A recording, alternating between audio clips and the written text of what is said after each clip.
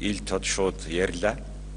Хоёр дахь ихтгэл дээр энэ засаглалтай холбоотой гол асуудлыг шийдэх боломж байна шүү гэж хэлж байна. Тэгэхээр энэ боломжийн тухай бүгдээрээ ярина.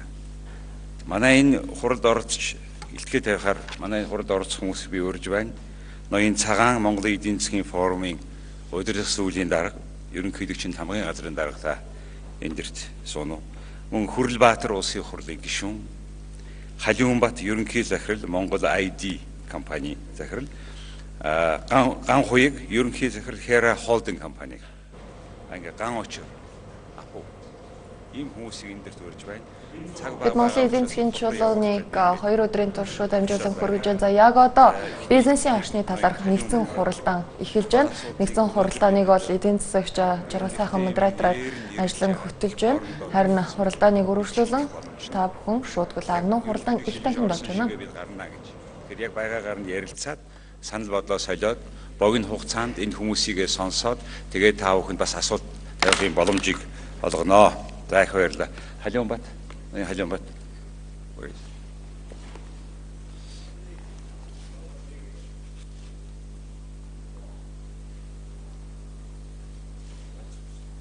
Өөд. Би эндээс яах гэж байна.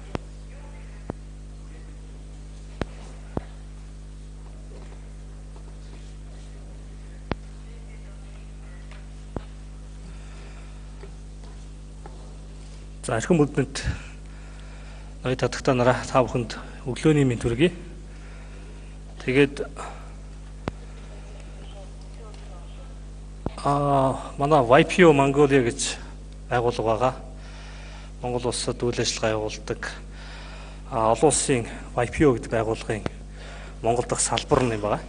Тэгээд энэ удаагийн бизнесийн орчин гэсэн хэлцүүлгийг манай YPO Монгол салбар маань одоо энэ Монголын эдийн засгийн форумын зохион байгуулагчтай хамтарч ингэ зохион байгуулж байгаа. Ингээд энэ сэдвээр илтгэл тавих үүрэг надад оногдсон. Тэгээ би ер нь илтгэлээ бэлтэж явах хугацаанд бол мэдээж хүмүүсийн ярьдаг юм ярьж болно л доо. Одоо жишээлбэл долларын ханш өсчлөө, бизнес нөгөө хийх ихтгэл үнэмшил байхгүй болчлоо. За улс төрчид нь та нар ерөөсө байнга савлуулаад байна, сүрүүлээд байна гэл үлэг болсон юм бол ярьж болох л байсан. Гэхдээ тэрийг бол бүгдээрээ ярьж байгаа учраас би айлтгаар тэрнээс татгалцсан. Гэтэл бид нэр ширээний ард ч юм уу эсвэл цөөхүүлээ уулзаа суухаараа өөр юм ярьдаг. Илүү бодиттой ярьдаг. Илүү олон зүйлийн тухай ярьдаг. Тэгэхээр би өнөөдөр бол тэр ширээний ард суугаад ярьдаг тэр зүйлийг яагаад энэ дээр ил гаргаж ярихгүй байгаа юм бэ гэдэг өнцгөөс тодорхой асуудлуудыг хөндөж ярихаар ингээд бэлдсэн байгаа. За мэдээж чуулганы яригдж байгаа формат бол ийм 3 асуудлын хүрээнд байгаа учраас би бас өөрийнхөө илтгэлийг бас 3 асуудлын хүрээнд бэлдсэн байгаа. Тэгээ юуны өмнө бол би нөгөө тунгалаг тамир кинонд гардаг шүү дээ. Хошууны аль муу мухаг ухаад барахгүй гэдэг нөгөө итгэл баян тэгдэг. Дээрээс нь би чамд хайртай гэдэг кинон дээр баяраа ер нь өөрөө л унтсан байлээ шүү дээ гэдээ бас хэлдэг. Тэгэхээр би бол ер нь баяраа өөрөө унтсан тухай ярих гэж байгаа. Тэгээ энэ хүрээнд би бол 3 зах зээл ярих гэж бодсон. За нэгдүгээрт нь бол барилга. Монгол улсад мэдээж барилгын салбар маш олон жилийн түүхтэй, мундаг салбар, маш олон хүн ажилладаг, мэдж байгаа. Олон чин бүтээж байгаа, мэдж байгаа. Яг өнөөдрийн байдлаар зах зээл дээр байж байгаа нийлүүлэлт нь эрэлтээс хэд дахин давчсан байна. Энийг бид нар мэдж байгаа. Маш олон орон сууцнд хоосон байгаа. Маш олон офисууд хоосон байгаа. Хамгийн гайхалтай нь нийлүүлэлт нь их байгаа тохиолдолд зах зээлийн зарчмаар үнэ нь унах ёстой шүү дээ. Гэтэл үнэ нь байнга л өссөөр байгаа. Тэгээ өөрөөр хэлбэл энэ зах зээлд бол зах зээлийн зарчмаар явж байгаа юм бол их ховор болчиход байгаа байхгүй юу? Хэрвээ зах зээлийн зарчмаар явж ирсэн бол үнэ нь тодорхой хэмжээнд буурах ёстой байсан. Нийтдээ 8.7 их 80 төгрөгийг энэ зах зээлд аваачаа бид нар гацаадсан байна. Ерөнхийдөө маш энгийнээр шударгаар хэлэх юм бол easy money бол easy management л шаарддаг. Өөрөөр хэлбэл хялбар олдсон мөнгийг хамгийн хялбархан менежменттэй юм руу хийдгийн хамгийн тод жишээ бол яалтчгүй барилгын салбар гэж би хэлмээр байна. банкны салбарын нийт активийн нь 43%-ийг барилга эзэлж байгаа. Өөрөөр хэлбэл банкны салбараа татаад унгаагч өндөр эрсдлийг бас бид нар агуулсан байж байгаа гэсэн үг. Үүндээ ипотекийн ч гэдэг юм уу мундаг хөтөлбөр, орон сууцны хөтөлбөрийг амжилттай хэрэгжүүлсэн улс байна уу гэд хайхлаар байлдгүй юм байлээ. Харин сайхан дампуурсан улсууд юу нэгэ тайхаар ингээд захаас авахгүй бас олддог. Тэгээ бид нар хийгээд байгаа юм зөв үү гэдэг асуулт өөрөө ирэхгүй гарч ирж байгаа.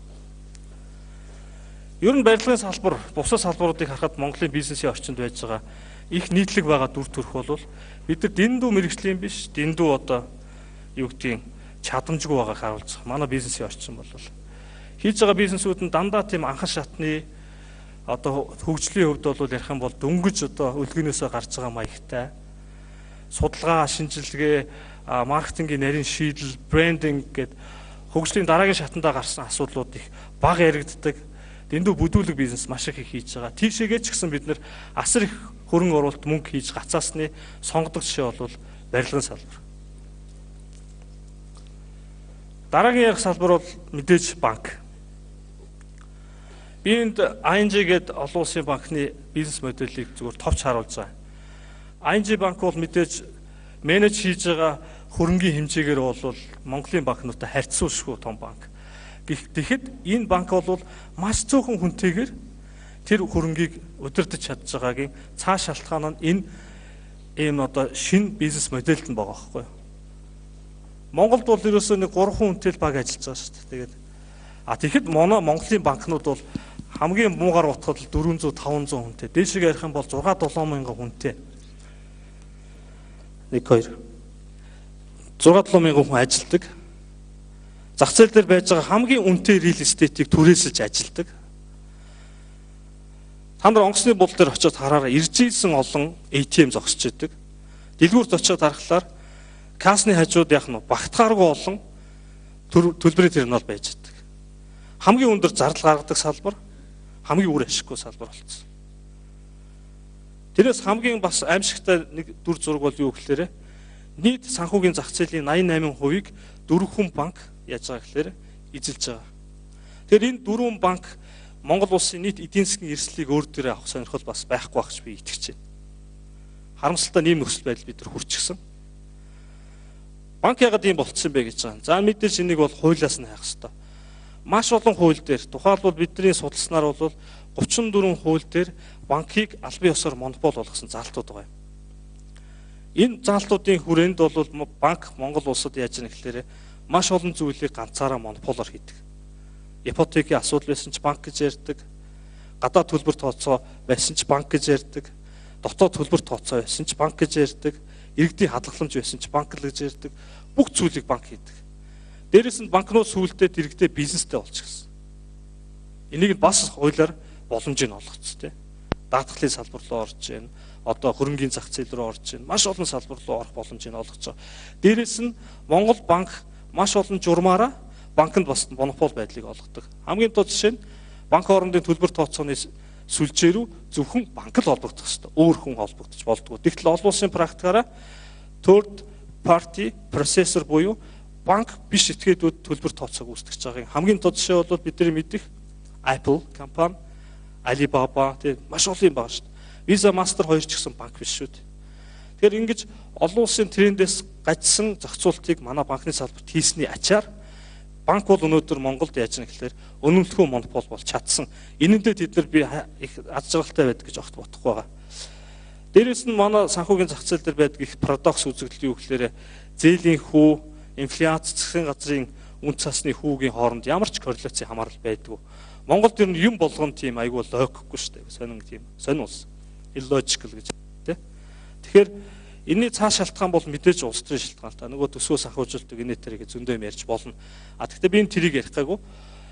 Засгийн газрын нийт бонд одоо гаргасан бондын 91.6%-ийг нь банк улдаж авсан байгаа.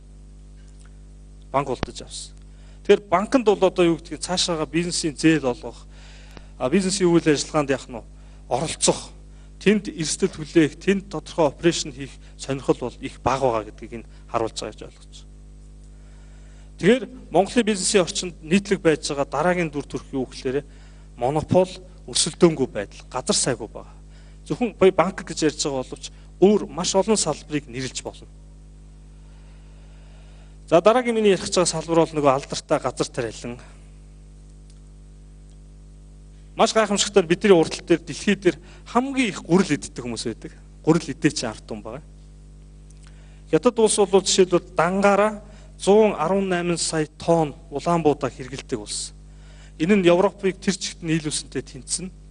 Дээрээс нь хүнсний хэрэглээг нь аваад үзэх юм бол дэлхийн дунд чинь хүнсний хэрэглээнийх нь 30% нь л гурилан бүтээгдэхүүн байдаг. Үр тарианы бүтээгдэхүүн байдаг. Байхад Хятад гэдэг улс 50% байдаг. Асар их гурил иддэг улс байгаа. А тэр тусмаа одоо ясныхаа гурилнаас татгалзаад улаан буудаан гурил руу орж байгаа. Улаан буудаан гурил үнэ нь 380-аас 640 доллар болтлоо өссөн сүүлийн 2 жилийн хугацаанд. Нэг дахин шахуу өссөн байж. За түрүүн би та нарт хэлсэн 118 сая тонны тухай ярьж байгаа шүү дээ Хятад. А тэгэхэд бидний нөгөө улс төр хийгээ зодолтоод байгаа нөгөө нэг газар тариалангийн салбар маань хэмжээ нь юу ихлээр хөрх амтан 300 мянган тонны тухай ярьж байгаа байхгүй юу? 118 сая тонн, 300 мянган тонн. Дэндүү эмгэнэлттэй инээдтэй тоо явж байгаа. Өглөө өдрүүдийнх нийт хүчин чадал нь бас адилхан нэг 300 орчим мянган тонн. Тэгэхээр энэ бол дэндүү том зах зээл урталтанд байж байгаа. Харамсалтай нь бид энд нэг 300 мянган тонны төлөө асар их хэрүүл хийж байгаа. Тийм л эмгэнэлттэй төр зураг байна. Тэгээд дээрээс нь татаас авна. Татаас авна. Өөрөөр нь дугарж байгаа татаас авдаг. Бас адилхан хуулиар өөрсдөө хамгаалтсан. Янз янзын журам, янз янзын хууль гаргаад Монгол улсаас гурил экспортлох, улаан буудаа экспортлох, гурил импортлох, улаан буудаа импортлох бүх гарцыг сайхан хаагаад авцсан. Монголын бизнесийн орчинд байж байгаа дараагийн түгээмэл дүр зураг бол крони капитализм. Өөрөөр хэлбэл улс төрчсөн бизнес. Энэ бол бүх салбарт байгаа нийтлэг дүр зураг байна. Зөвхөн бизнесийн тодорхой хүмүүсийн тодорхой улс төрчсөн бизнесийн эрх ашигын төлөө эдийн засгийг тэр чигтэн савлуулдаг дүр зураг бол Монголд л байгаа. 1997 онд Азад болсон хямралын гол шалтгааныг крони капитализм гэж тайлбарласан байдаг. Тэгвэл Монголын өнөөгийн хямралын шалтгааныг би юу гэж хэлж байгаа гэхээр крони капитализм л гэж хэлмээр байна. Бид нар өөрөө буруутай. Ер нь явж явж баяраа өөрөө л унтсан байгаа байхгүй. Тэгэхээр дүгнэлт хэлэх юм бол Монгол бизнесийн орчныг харах юм бол чадамжгүй байна, дэндүү мэрэгжлийн биш байна. Дээрэс нь маш их тийм монопол, өрсөлдөөнгүй орчнууд бий болцсон байна. Хамгийн аимшигтай нь крони капитализм бол жинхэнэ утгаараа цэцгэлсэн байна. А энэ дээр байж байгаа нэг нийтлэг хоёр дүр зургийг би бас нэмж хэлмээр байгаа. Нэг нь юу гэхээр мэрэгжлийн холбоод. Юу ч хийдгүй юм шиг мөртлөө асар их юм хийдэг холбоод. Маш их тийм лобби, хамгийн муухай юмнуудыг хийдэг. Цөөхөн аж ахуй нэгжүүдийн эрх ашигыг хамгаалдаг.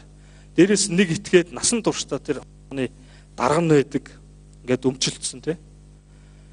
Холбоод бол үнэхээр бидний бизнесийн эрх ашигыг хамгаалж чадахгүй байгаа. Олон нөхцөлийг хөндрүүлж байгаа. Бид нэр бүгдээрээ татвар төлдөг, бүгдээрээ юу гишүүнчлийн авсан хоёр мундаг холбоо байдаг. Тэр хоёрын нэг нь юу гэдэг вэ гэхээр үе үеийн Монгол улсын ерөнхийлөгчийн айлчлалыг зохион байгуулдаг тур шиг болсон. Би нэрийг хэлэхгүй. Нөгөөх нь тодорхой улс төрчийн улс төрийнхөө шатанд ингэж нэг гიშгдэг шат болсон. Хоёр дахь нь.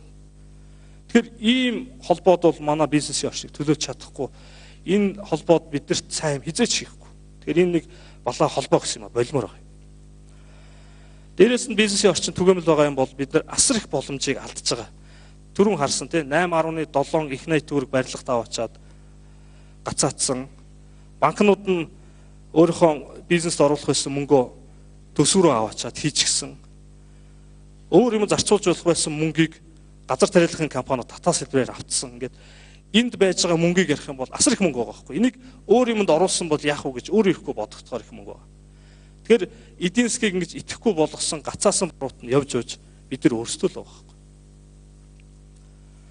За дараа нь бид нарыг ямар сорилтууд хүлээж яана гэдэг талаар хэдэн санаа байгаа. За мэдээж гадаадын хөрөнгө оруулалт бол байхгүй болчихсон, дотоодын хөрөнгө оруулалт бол бас байхгүй болчихсон. Дээрээс нь Монгол хүн гадагшаага явдаг урсгал нь буцаад бий болчихсон. Яг энэ дээр аль бие усны статистик байдгүй байлээ л дээ. Тэгээ би харин аз уулж Швейцар улсын засгийн газрын албан ёсны статистик олсон байхгүй юу? Дэлхийн маш олон улс байгаа шүү дээ. Тэр дунд Швейцар руу цагаачлах гад үргэлжлэл өгч байгаа улсуудаас Монгол 3-т тууж байгаа байхгүй юу? Тэгээ бид нар бол тарих гадагшилдаг нөгөө үзэгдэл бол үгүй эхэлсэн гэж би хэлмээр байна. Тэгэхээр бидний өмнө ямар сорил байна гэж байгаа. Нэгдүгээрт өөрөөр хэлбэл хөрөнгө оруулалт буурчихсан, тархин гадагшилж байгаа тохиолдолд энд ямар нэг эдийн засгийн идэвхтэй үйл ажиллагаа байхгүй болж байна гэж хэлж байгаа. Өдөр ирэх тусам эдийн засгийн идэвхжил буурч байгаа. Тэгтэл дэлхийн нийт яаж нэг гэж байна. За Япон улс бол жишээлбэл 21-р зууны манай гол экспорт бол робот юм а гэж зарлцсан энэ чиглэлд асар их юм хийж байгаа. Дээрээс нь та бүхэн сүүлд өнгөрчлөө. Сүүлд харсан бах.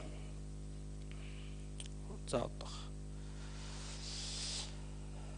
химэл оюун ухаан уже амьдрал нэвтэрсэн.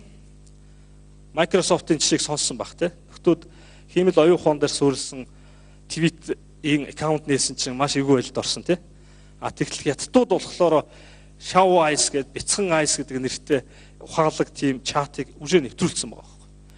Тэгэхээр дэлхийн нийтээр бол технологи бол гайхамшигтай хөгжиж байгаа. Харамсалтай нь бид нар яаж нэхлээрээ яг энэ бүх юмнаас хоцорч байгаа. Би юу гэж хэлмээр санагдаж байгаа гэхээр 20-р зууны ихэнх үед Монгол яг нэг иймэрхүү л байсан. Тэр үед бид нар дэлхийгээс хоцорсон байсан зай өнөөдөр яг хэвээрээ байгаа байхгүй. Бид нар арай өөр хэлбэртэй болсон. Яг нь iPhone хэрэглэдэг болсон. За костюм өмсдөг болчих. Тэгвэл бидний хоцрогдсон зай яг тэр хэвээрээ байж байгаа. Тэр нь бол бидний хувьд асар том чаленж. За дараагийн миний хэлэх гэдэг point бол ер нь бол бид нар бас нэг юмас оцроод байгаа. Тэр нь үгээр энэ дээр би дэлхий дээр байж байгаа нийт хөрөнгийн хэмжээг харуулж байгаа. Ерөнхийдөө 300 триллион US доллар өнөөдөр дэлхий дээр мөнгө бүтээж байгаа, баялаг бүтээж байгаа. Хөрөнгө оруулалт нь хаашаа хийгдэж байгаа нэхлээрэ хамгийн их хийгдэж байгаа хөрөнгө оруулалт бол дид бүтц рүү хийгдэж байгаа. Дэлхий дээр асар их мөнгө дид бүтц рүү хийгдэж байгаа. Энэ хэрээрээ дэлхий яаж байгаа нэхлээр ийм амир одоо юу гэж интеграцид орж байгаа. Дид бүтцийн интеграцид. Агаарын тээвэр, төмөр зам, газын хоолой, шилэн кабель, тэгээд усан зам, одоо авто зам гэдэг юу гэж болдгийг бүх төрлийн одоо дид бүтцээр дэлхийн нийт холбогдож байгаа. Ер нь бол том мега дид бүтцийн хабууд гэдэг ойлголт гараад ирсэн. Дэлхийд дээр нэг 10 хэдэн том хаб байж байгаа. Хамгийн эмгэнэлтэй нь бид нар энэ том интеграцийн бүр хаанч байхгүй тэр харанхуй буланд нь үлдчихэж байгаа байхгүй. Эмгэнэлтэй тэр. Тэгэхээр бид нар дахиад л хоцорч байгаа. За дараагийн ярих гэж байгаа point бол жоох эвгүй улс төрчин маягтай. Монголд 3 сая иргэн байна. 1 сая хүн ажил хийж байна. Дахиад нэг сая 300 мянган хүн тэтгэврийн сурагч, оюутан, бүртгэлтэй ажилгүй хүн энэ гэдэг нэг сая 300 гаруй мянган хүн. Дахиад нэг 700 орчим мянган хүн юу хийдгийг нь мэддэхгүй амьдэрдэг. Өөрөөр хэлбэл Монгол хүн нэг ажил хийдэг монгол хүн өөрөөсөө гадна дахиад 2 хүнд хичээдэг. Тэгээ Монголд яагаад ингэж юу ч хийхгүй амьдраад болоод идэм бэ гэдэг асуултанд хариулт айгүй ойлгомжтой. Асар их үнгүй мөнгө өгдөг, янз янзын мөнгө өгдөг, тий? Бид нар мэднэ шүү дээ. Зөндөө олон жишээг бид нар мэднэ. Дээрээс нь яаж яхад бас 50 хэдэн сая малтай. Тийм үү? Ийм байгаа тохиолдолд ажил хийхгүй амьдраад байж болж байгаа. Тэгээ хамгийн панаалтай нь бас бүгдээрээ айгүй их интернетэд хэрэгэлдэг.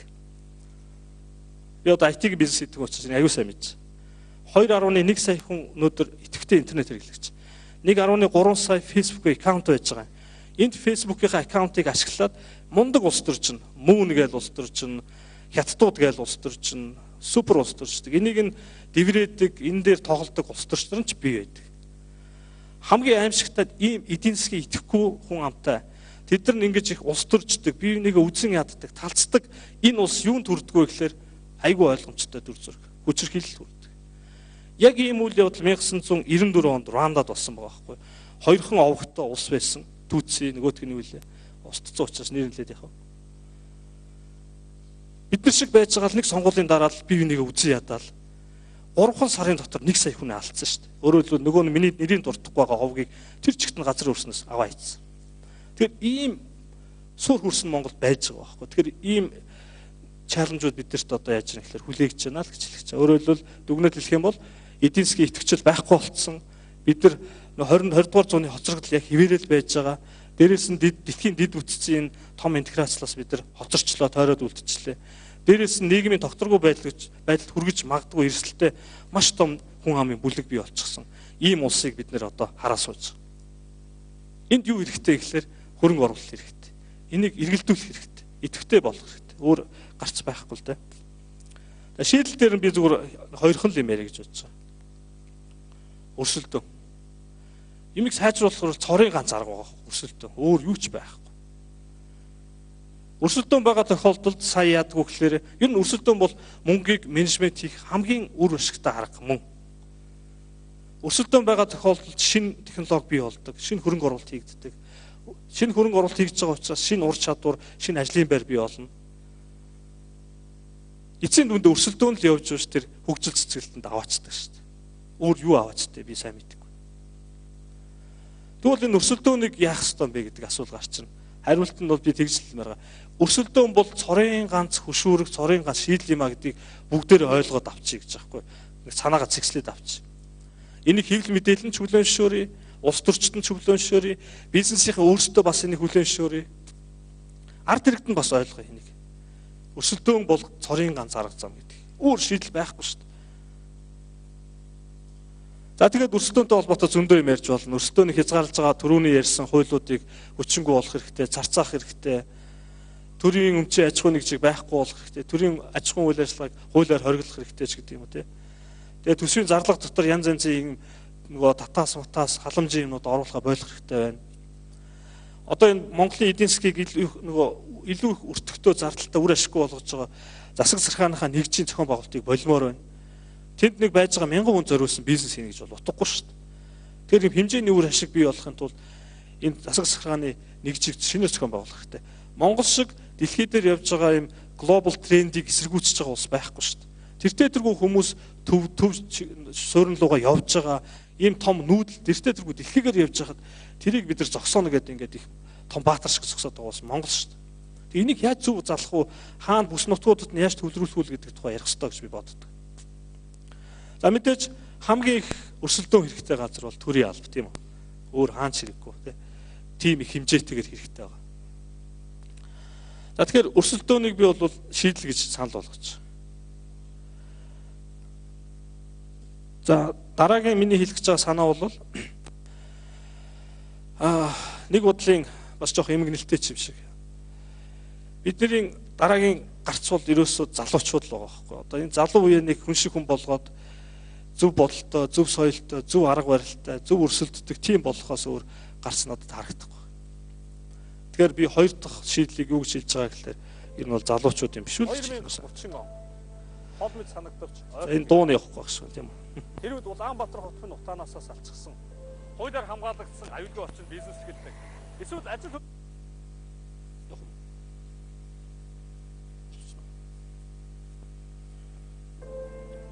2030 он хол мэд санагдавч ойрхон ирээдүй.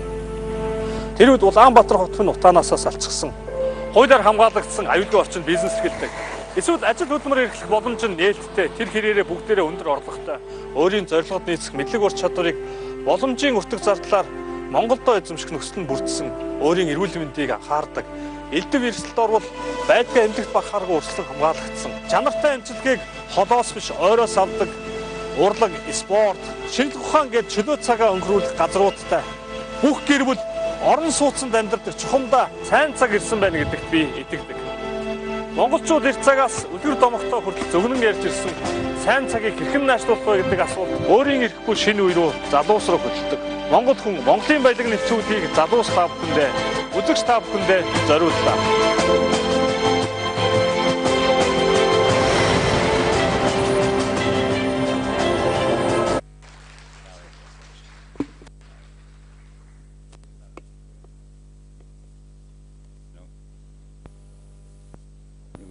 Bueno, их баярлалаа.